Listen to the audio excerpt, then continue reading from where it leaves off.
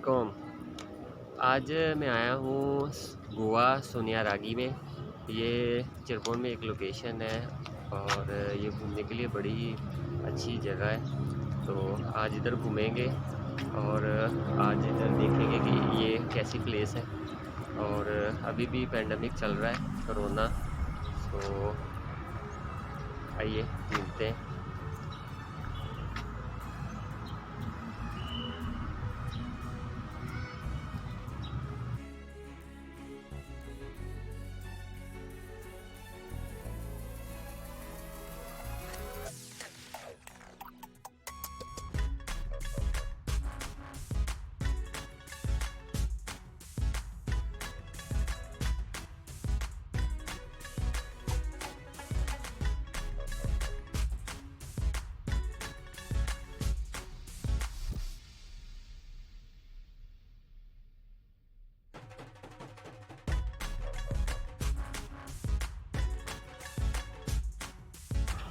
आज मैं गोवा सोनारागी में घूमूंगा और हम बात करेंगे कि इंडोनेशिया में शादी कैसे होती है और इधर शादी करने के बाद नेशनैलिटी कितने देर तक मिल जाती है और उसके बाद शादी करने के बाद क्या हम इधर अपना कोई बिज़नेस या कोई जॉब वगैरह कर सकते हैं। तो यही सारी आज टॉपिक है, इसी पे ही बात होगी और साथ में हम ये घूमेंगे भी। इधर फैमिलीज़ ऑलरेडी आ चुकी हैं और ये सोशल डिस्टेंस रख के ये घूम रहे हैं। आज घर से मैं निकला था तो मैंने कहा आज ना शादी के टॉपिक पे ये वीडियो बनाऊंगा। और मैं इधर आया हूँ तो ऑलरेडी एक दूल्हा दुल्हन जो है वो अपना फ़ोटो सेशन कर रहे हैं। हो सकता है इनकी शादी हुई हो सकता है ये कोई मतलब मॉडल शूट भी हो। चेक करते हैं और देखते हैं, उनके साथ में कोशिश करता हूँ कि मेरी भी तस्वीर हो जाए अगर वो अलाउ करेंगे तो। और शादी इंडोनेशिया में शादी करने के लिए सबसे पहले तो लड़की का होना ज़रूरी है। तो लड़की जब आपकी कोई इधर गर्लफ्रेंड है तो कोई इतना कॉम्प्लिकेटेड नहीं है। बाज़ औक़ात जैसे हम गूगल पे सर्च करते हैं या फेसबुक पे या फिर इंस्टाग्राम पे, तो वो यही बड़ा कॉम्प्लिकेटेड उन्होंने ना बताया होता है। ख़ास तौर पे उधर कुछ इन्फॉर्मेशन ऐसी होती है वो देखने में भी बड़ी कॉम्प्लिकेटेड लगती हैं, पर ऐसा होता नहीं है, बड़ा ही इजी है। और ये इतना कोई लंबा प्रोसीजर भी नहीं है, ये 2 वीक्स का प्रोसीजर है। जैसे ही आप लीगली इंडोनेशिया में इंटर हो जाते हैं तो आपको वीज़ा जो है वो आपका होना ज़रूरी है शादी के लिए। तो उसके बाद आपकी जो गर्लफ्रेंड है वो इधर जो हुआ है मैरिज रजिस्ट्रार सेंटर, उधर रजिस्टर करेगी। आपके सारे डॉक्यूमेंट्स हो वो डेट दे देंगे। डॉक्यूमेंट्स में आपका वीज़ा कॉपी, पासपोर्ट कॉपी, आपका पेरेंट्स की परमिशन और इधर जो एम्बेसी है इधर एम्बेसी की परमिशन ये साथ लगेगी। और ये सारे डॉक्यूमेंट्स ट्रांसलेटेड भी हुए हो इनकी इंडोनेशियन लैंग्वेज में, तो फिर ही ये सारा कुछ उधर मैरिज रजिस्ट्रार का वो फिर आपको डेट दे देंगे। और डेट देने के बाद वो अपना आपको उस डेट पे ही वो आपने अगर उनको कहा है कि वो आपके घर आके वो शादी की सारी तकरीब करें, वो खुद ही सारा अरेंज करते हैं। तो वो घर आके अगर आप उधर ऑफिस में ही करनी है तो मैरिज रजिस्ट्रार के ऑफिस, तो उसको कुआ कहते हैं इधर, तो उधर भी आप कर सकते हैं। तो उसके बाद वो आपको बुक्कू निकाह इशू कर देते हैं। बुक्कू निकाह वो एक पासपोर्ट के साइज़ की वो होती है बुक, उसके ऊपर पिक्चर्स होती हैं, मैं आपको दिखाता हूँ अभी। तो ये ऐसे होती हैं और वो उसके बाद ही फिर वो वीज़ा जो है वो बीवी के नाम का इशू होता है। और बीवी का नाम का वीज़ा जो है वो इमिग्रेशन अगर वेरीफाई करने के बाद मेरा ख्याल 1 से 1.5 महीना ले लेती है और आपको वीज़ा इशू हो जाता है। और आप मैं ऑलरेडी पहुंच गया हूँ उधर। ये बड़ा ही ब्यूटीफुल कपल है।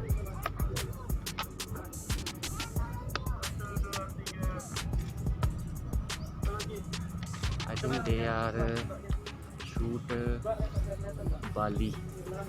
ये बाली के कास्ट्यूम पहने हुए हैं। तो मैं कोशिश करता हूँ कि मैं इन्हें कहूँ कि मैं क्या इनको थोड़ी देर के लिए इनकी वीडियो बना सकता हूँ।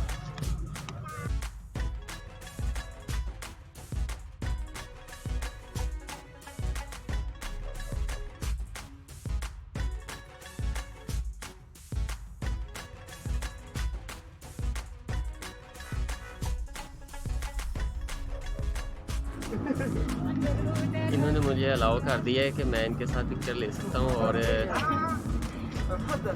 ये ऑलरेडी शूट कर रहे हैं, उनको ज़्यादा डिस्टर्ब तो नहीं करूँगा, पर एज पॉसिबल मैं इनके साथ थोड़ी पिक्चर ले लूँ ताकि मेरी बाली देखा, मैंने आपको कहा था ना ये बाली का कॉस्ट्यूम है। Orang in Cirebon. Kostum Bali. Nuansa Bali. Hai. ये इनका MUA makeup artist bersama Uun Salon makeup artist है इनका, और ये ब्यूटीफुल जो है फोटोग्राफर, ये फोटोग्राफर है। ये सारी एक टीम है जो सारा ये मैनेज कर रहे हैं। तो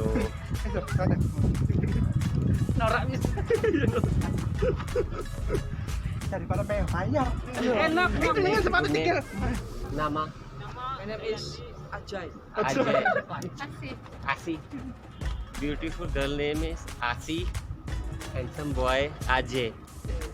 Thank you so much. You can continue your. Sama-sama. Okay. Oke.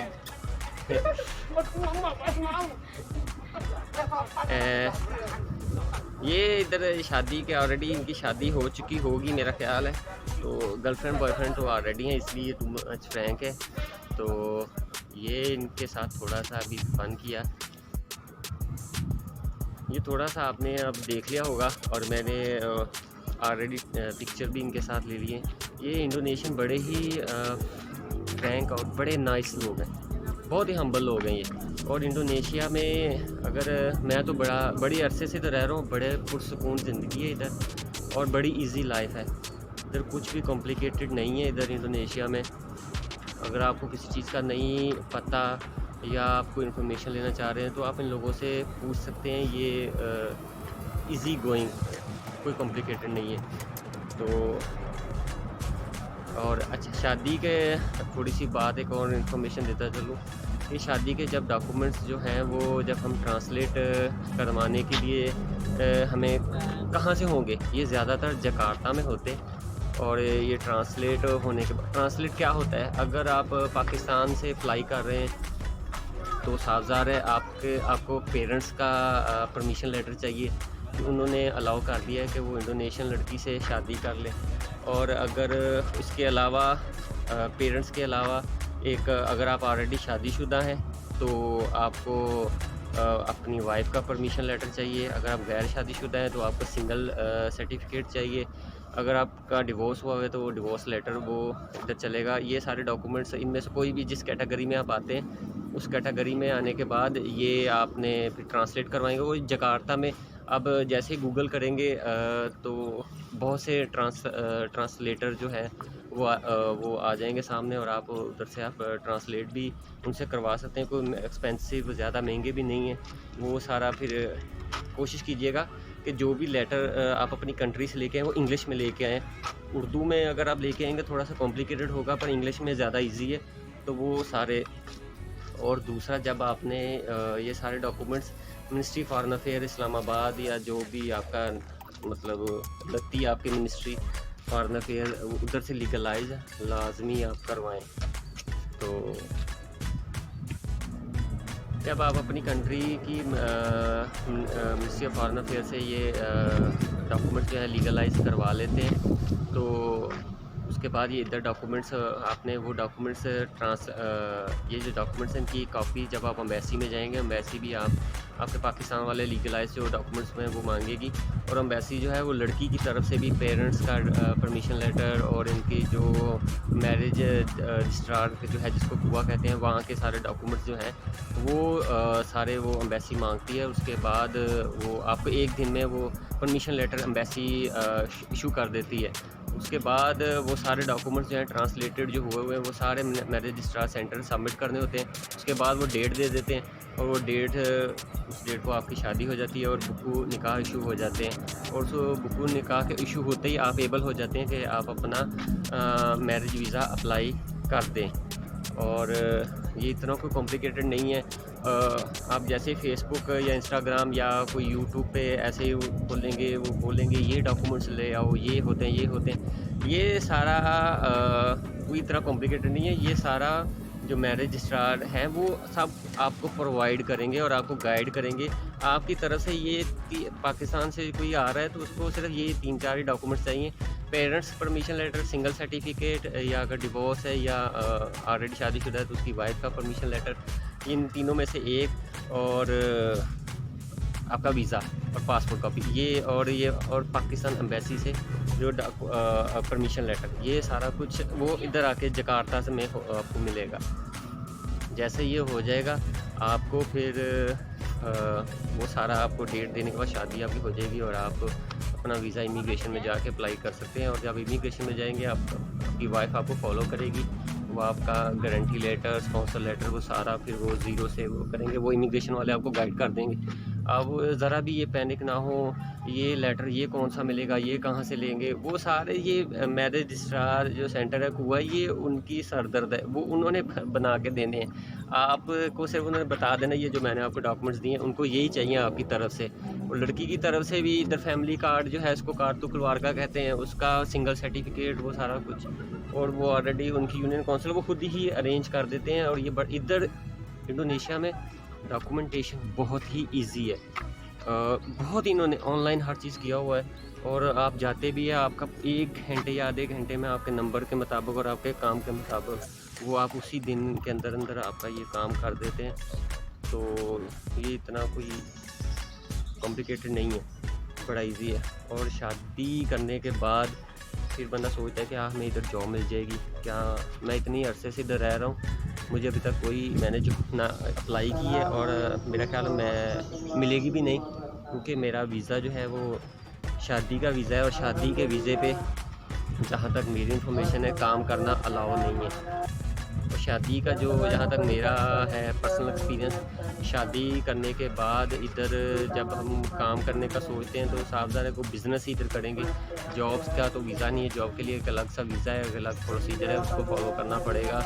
पर इधर जो पाकिस्तानी शादीशुदा हैं वो ऑलरेडी अपना वो छोटे छोटे काम कर रहे हैं, तो कोई अभी तक तो मसला नहीं हुआ कि इमिग्रेशन ने उनके लिए कोई मतलब मसला पैदा किया हो, या किसी और गवर्नमेंट डिपार्टमेंट ने, कि वो अपने फैमिली को सपोर्ट कर रहे हैं और वो काम कर रहे हैं, और वो जॉब नहीं कर रहे। अगर वो जॉब करेंगे किसी पीटी कंपनी या सीवी के अंडर, अव्वल तो वो कोई इनको रिक्रूट नहीं करेगा, अगर करेगा भी तो वो फिर एक अलग प्रोसीजर उसको फॉलो करने के बाद ही वो सारा होगा।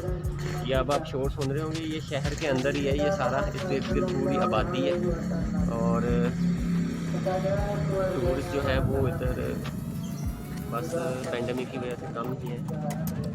तो अब मैं अंदर जाऊंगा इनके और देखूंगा, इधर मेरे ख्याल में गॉड्स वगैरह इनके जो पुराने वो सारे इधर बैठते थे और वर्शिप करते थे, जो बहुत ही ये पुराना है, तो आप देख सकते हैं। और इन्होंने इनकी गवर्नमेंट ने बड़ा वेल मेंटेन करके रखा हुआ है, सफाई बड़ी इधर है।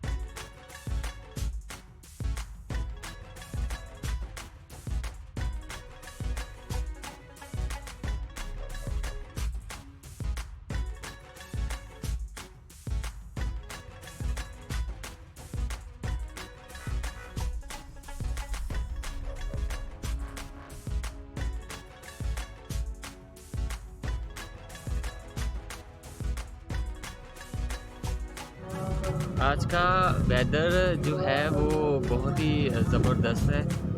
और आज मैं ना एक थोड़ी सी एडवाइस करना चाह रहा हूँ। वैसे हर एक की अपनी लाइफ है, हर एक का अपनी किस्मत है और नसीब है, पर मोस्टली जितने भी मैंने शादीशुदा इधर पर्सन देखे हैं, तो वो बहुत ज़्यादा ना मतलब एक्सपेक्ट कर रहे होते हैं कि इधर आ जाएंगे ये हो जाएगा, इधर आ जाएंगे अगली कंट्री में चले जाएंगे, इधर आएंगे ये कर देंगे वो कर देंगे।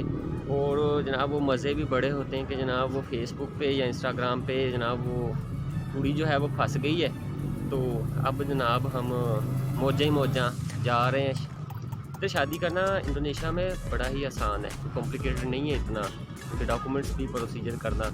पर शादी करने के बाद जो रिस्पॉन्सिबिलिटीज़ है ना, उनको हैंडल करना बड़ा मुश्किल हो जाता है नए बंदे के लिए। क्योंकि पाकिस्तान में अगर हम इतने 30 मार खान हैं, तो उधर शादी बाज़ का तो बंदे बाज़ का तो बंदा अपने शौक़ से करता है, बाज़ का तो वो मलेशिया थाईलैंड या ओवरसीज़ काम कर रहे होते हैं, तो उधर गर्लफ्रेंड्स बन जाती हैं, वो फिर फॉलो कर लेते हैं। पर जब वो फेसबुक या इंस्टाग्राम पे जनाब ये फ्रेंडशिप होती है और आगे जाके शादी करने की जनाब नौबत आ जाती है, इधर पहुंच जाता है बंदा, तो बंदा जब इधर आता है, इधर ट्रैवलिंग एक्सपेंसिव जो है ना वो बड़े महंगे हैं इधर।